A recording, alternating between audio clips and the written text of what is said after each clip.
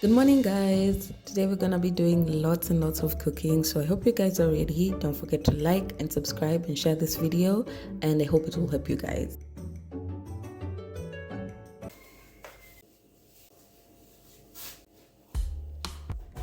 To start off, I wrote all the meals that I was planning to prepare for the day. This just helps me be organized.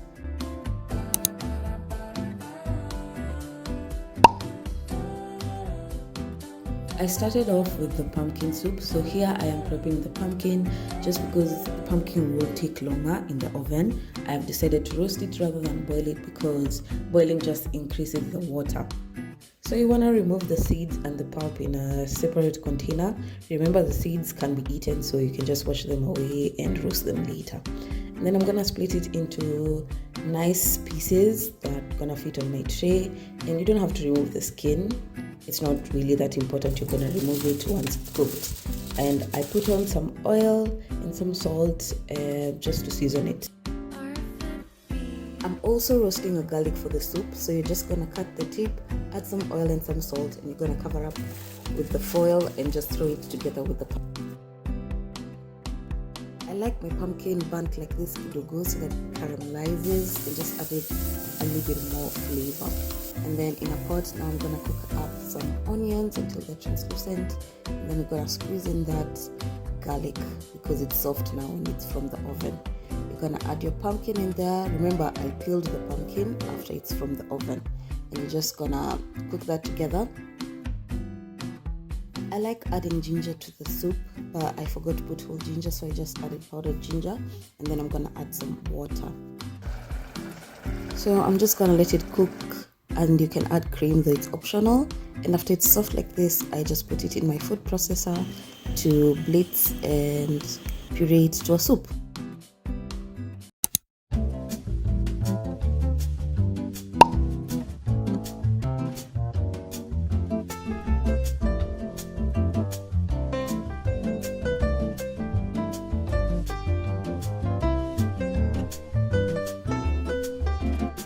It's always helpful to have some boiled eggs on hand, so I just boiled them for about 8 minutes because I wanted like a soft boil, not too hard, and I put them in cold water so that they can peel easily. And I'm gonna put them in a container with water, and that's how I store them. So the next thing we're making is the oat bake.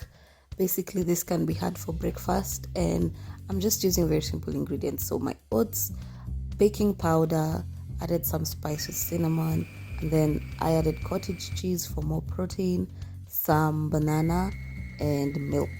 And I'm just gonna blitz that up. You can add sugar depending on what you want. And once it's like nice and creamy like this, I just put it on my greased baking tray, and I divided this into two so that I can add cocoa to the other half and have like a chocolate kind of oat bake.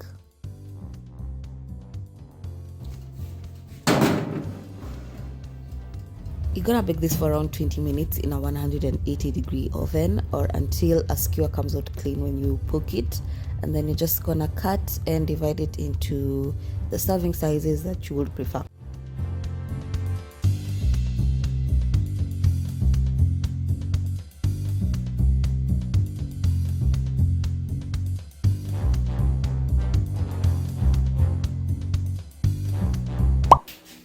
Meal prepping. Now, every time I hear this word, I always think it's so fancy because in my head, people who meal prep are either number one, influencers, so they do that for work. Number two, they have a private chef or someone to do it for them. But like, as in, it's just something that I've thought of doing, but I'm always like, who has the time to cook all those meals in a day and everything?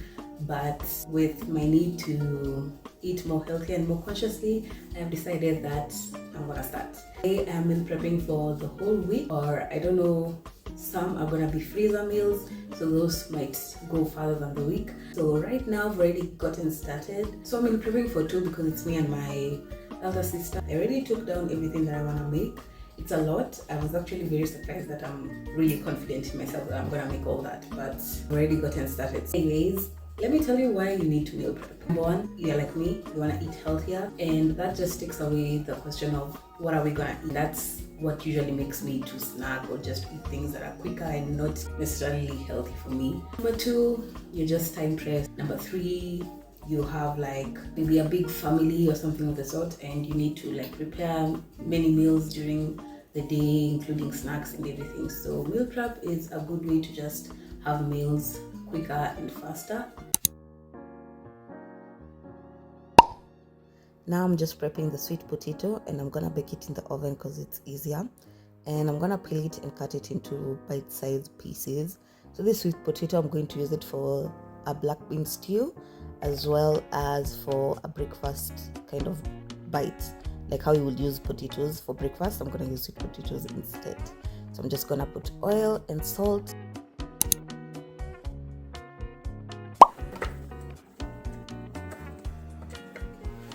Onto the egg frittatas. So I'm just gonna put some onions and bell pepper, a mix of those together with ham that I have cut up. I also added spinach to some just because I like the taste of spinach with eggs. And then in a container, I'm just gonna crack up 3 eggs, though I ended up using 4. 4 I think is the perfect amount. I'd season it with some salt, some pepper, and cayenne pepper as well. If you like spice, that's very optional.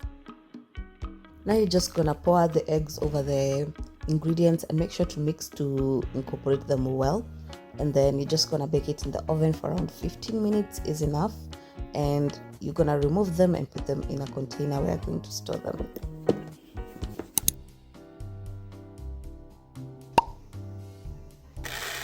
So for the falafel, you're gonna start by soaking your chickpeas overnight. In a food processor, you're gonna add your soaked chickpeas, some coriander or any herbs that you have, some garlic and ginger, and some white onions. Season with salt, pepper. I added cumin and garam masala. You can go any spices you would like, but I think these are the best. You're gonna blitz that until it's fine, but not too fine. Do not over blitz it. And you're gonna add flour. Chickpea flour is preferred, but I didn't have that, so I just used normal wheat flour.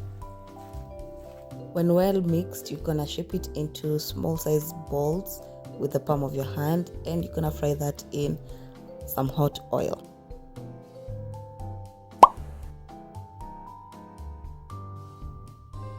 Now I'm just frying up some bell peppers and onions cut into strips. This is like a fajita kind of mix that I'm gonna use for wraps.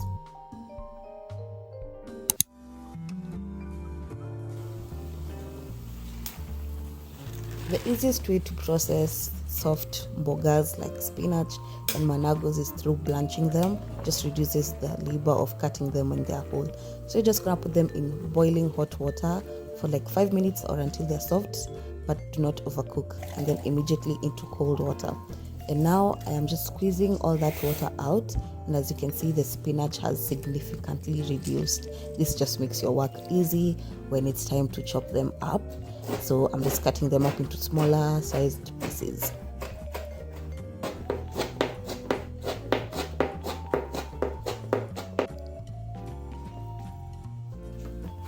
Now I'm just going to saute the spinach in a little bit of oil and onions cooked until they're soft. I'm just gonna add my spinach, and I'm gonna season with a Royco cube. For this amount of spinach, 1 Royco cube is enough to season the whole dish.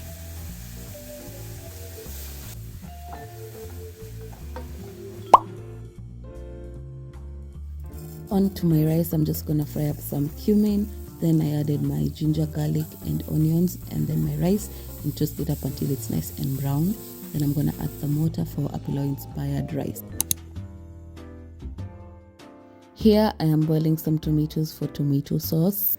So for the meat, I'm just gonna put onions, ginger, and garlic, and then I blanched my cabbage rolls to make them soft and malleable. And then you're just gonna fill the cabbage leaves with the mincemeat and roll them up. And remember to tuck the side. That bottom loose part is what is gonna lay on the baking tray flat so that it doesn't unravel. I cooked them in the oven until they were nice and charred. Then I'm gonna add the tomato sauce and I'm just gonna cook them for like 20 more minutes until they are nice and saucy.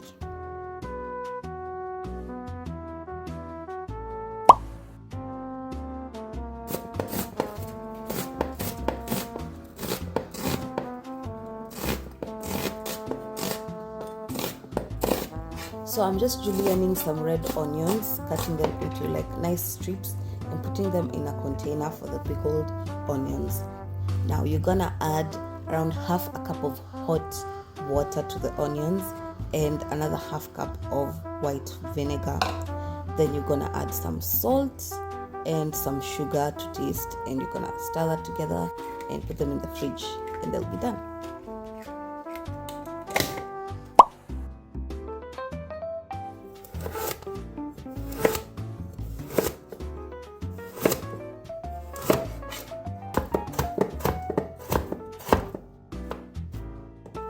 Now I am julienning carrots. You're cutting them basically into strips. You're gonna do the same with the cucumber, julienning them just to be a similar size with the carrots. To make your Asian inspired marinade, you're gonna add ginger and garlic to a cup, some salt, some soy sauce, a little bit of honey or sugar, and then your vinegar. You're just gonna mix that. So you're just gonna add that to your cucumber and carrots, and these are good that day and even better as they continue soaking in the marinade.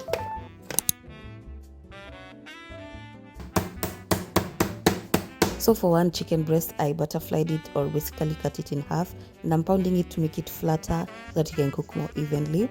Then I'm just gonna season it up with salt, pepper on both sides, some garlic powder, onion powder, and paprika. Those are my seasonings of choice, and I'm gonna massage that into the meat, and you can use whatever spices.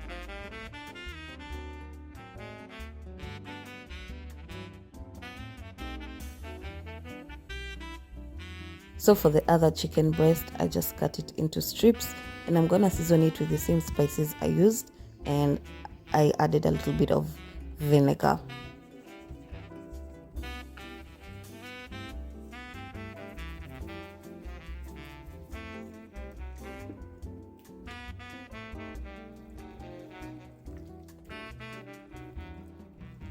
Now in a hot pan with a little bit of oil, you're just gonna fry up, kind of grill the chicken until it's nice and well cooked, and you can finish this in the oven for around 15 minutes.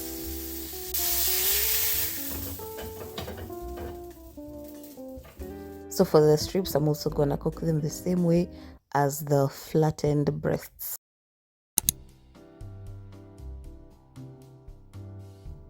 Now for my beef strips, I'm going to tenderize them by adding a little bit of baking soda and some water, and you're gonna massage this until the meat absorbs most of the water, if not all. This technique is called velveting, and it is used in Chinese cooking. So I'm gonna season it with some soy sauce, salt, black pepper, and garlic powder.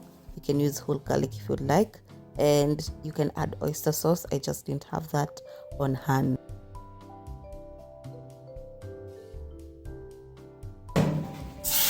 In a hot pan, you're gonna add your beef with a little bit of oil, and then you're gonna cook them until they're nice and like colored, and then you're gonna add your onions and cook them until they're nice and soft.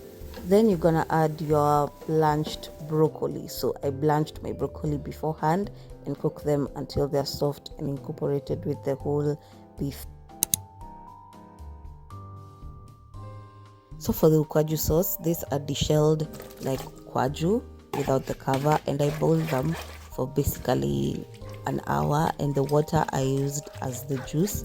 I just added sugar and that's juice. And then for this pulp, you're just gonna put it in a strainer and you're gonna like sieve it so that the pulp comes out like that. You can see it's like some thick material, and you're gonna continue adding water until the seeds are cleaned out and it looks something like this. So you're gonna add that to a pot to reduce, and you're gonna add a little bit of chili, not too much, this would be too spicy, and then some mustard. It's better to use whole mustard, but I didn't have that, so I'm just using yellow mustard. Don't be like me, get whole mustard. And I added some cumin, a little bit of sugar, and some salt, and you're gonna cook that until it reduces and it's nice and thick. So once the sauce has reduced, you're gonna add a mixture of onions, ginger, and garlic, and this is so good. So I'm making a simple honey vinaigrette. I'm gonna add some onions, a little bit of mustard, some salt, pepper, honey, of course, and you're gonna add a lot of vinegar because it's a vinaigrette basically. And then you're gonna finish it off with some oil and shake it up, and it's done.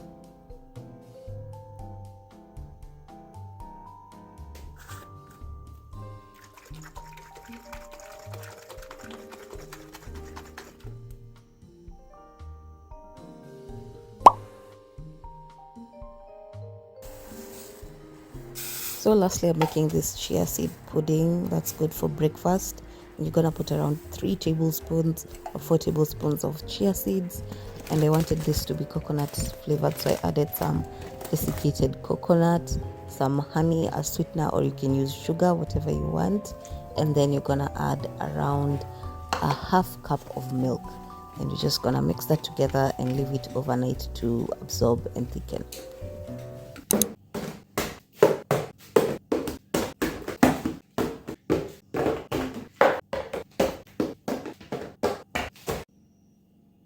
Okay guys, this is all the meal prep I've done.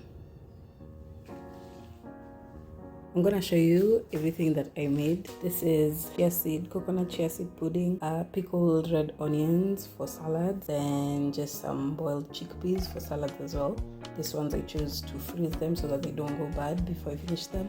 And then this is the breakfast mix, sweet potato and red peppers. And then here we have, is it like a fajita mix? Here, this is just a honey, mustard vinaigrette, tomato sauce for like anything, basically, pizzas and whatever, just to have on hand.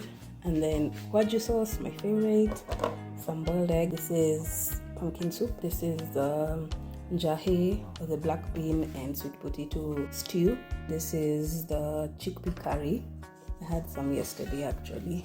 These are tortillas, which I chose to freeze as well so that they don't go bad before I finish them. For the tortillas, in order for them not to stick together, I put paper towels in between because I didn't have parchment paper. But that's how you're supposed to store them, with parchment paper in between them so they don't stick together. But I just used kitchen towels. For the rice, I portioned it into like quarter cup portions just because I'm trying to control my portions. And then I'm just freezing that as well. This is cabbage rolls. I also chose to freeze this since we already have a lot. I ended up making too much. This is roasted chicken strips and chicken breast. This is a cucumber and carrot salad, soy marinated, very good, Asian inspired. And then this is broccoli and beef stir fry. And here we have just stir fried spinach,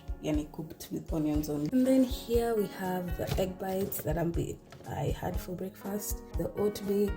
This is the falafel,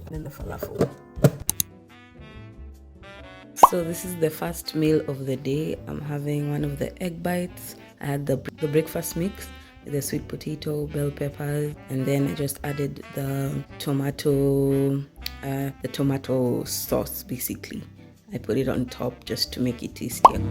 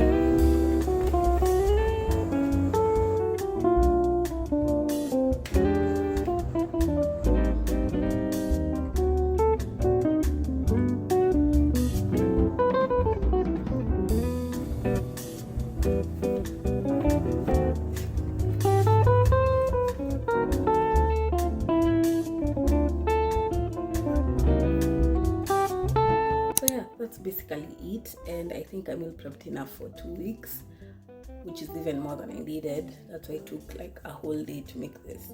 But like at least next week I'm not worrying about food. So yeah, it was actually not quite hard. If you don't go all out like I did, probably have an easier time. It's just I didn't want to have to repeat meals. I don't like repeating meals. It just makes eating boring, and we don't want to suffer while we're having a good time, because eating is always a good time. That's it for the video. Remember to subscribe. I'll try and do more cooking videos over here, and maybe what I eat in a day or week using all this. So I'll probably do that. Don't forget to subscribe, like, share, and follow. And just tell me what you think. If you have any more ideas or have any questions, I am always free to answer. And in case you need me to meal prep for you, you can also call me at a cost, But yeah, that's it for the video. Bye bye.